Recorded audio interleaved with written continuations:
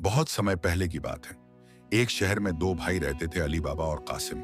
दोनों के स्वभाव एक दूसरे से बिल्कुल अलग थे। कासिम अमीर था, लेकिन लालची और घमंडी, जबकि अली बाबा गरीब लकड़हारा था, दिल का साफ और मेहनती। अली बाबा हर दिन जंगल में जाता, लकड़ियां काटता और उन्हें बाजार में बेचकर अपने परिवार का पेट पालता। एक दिन अली बाबा हमेशा की तरह जंगल में लकड़ी काटने गया। तभी उसने देखा कि कुछ घुड़सवार तेजी से एक गुफा की ओर आ रहे हैं। डर के मारे वह एक पेड़ के पीछे छिप गया। ये 40 डाकू थे, खतरनाक और क्रूर। डाकुओं का सरदार गुफा के पास खड़ा हुआ और जोर से बोला, खुल जा सिमसिम।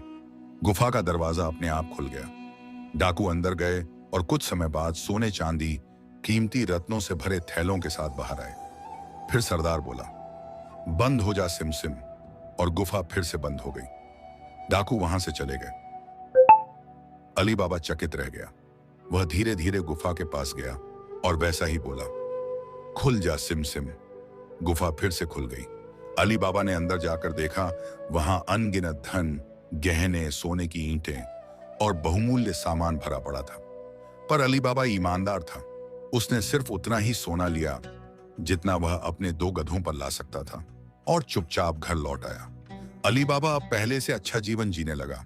उसने अपनी पत्नी को सब कुछ बताया और दोनों ने धन को सावधानी से छिपा कर रखा। पर एक दिन अली बाबा की भाभी को शक हुआ। उन्होंने कासिम से जाकर सब कह दिया। कासिम ने जब यह सुना तो वह जल भुन गया। उसने अली बाबा से गुफा का रहस्य जबरन जान लिया और अगले ही दिन वहां पहुंच गया। कासिम ने गुफा के आगे जाकर कहा, खुल जा सिमसिम, और गुफा खुल गई। वह अंदर गया और जितना हो सका धन इकट्ठा किया, लेकिन जब बाहर जाने की बारी आई तो वह मंत्र भूल गया। वह बार बार बोला, खुल जा गेहूं, खुल जा जौ, लेकिन दरवाजा नहीं खुला। तभी डाकू वापस आ गए और गुफा में कासिम को देखकर भड़क गए। उन्होंने उसे पकड़ लिया और मार डाला। जब कासिम घर नहीं लौटा तो अली बाबा चिंतित हुआ। वह गुफा गया और कासिम की लाश को खोजकर सम्मानपूर्वक दफनाया। अब डाकू जान गए थे कि कोई और भी उनके रहस्य को जानता है। उन्होंने खोज शुरू की। डाकुओं का सरदार अली बाबा के घर तक पहुंच गया, पर पूरी जानकारी न होने के कारण वह एक योजना बनाता है। वह एक तेल बेचने वाले व्यापारी के रूप में 40 बड़े घड़े लेकर अली बाबा के घर पहुंचता है, पर उन घड़ों में तेल नहीं, वे 39 डाकू थे। अली बाबा के घर में एक समझदार और बहादुर दासी थी, मर्जिना। उसने डाकुओं की फुसफुसाहट सुन ली। समझदारी से वह एक एक कर उन घड़ों में उबलता हुआ तेल डालती गई और सभी डाकू वहीं मर गए।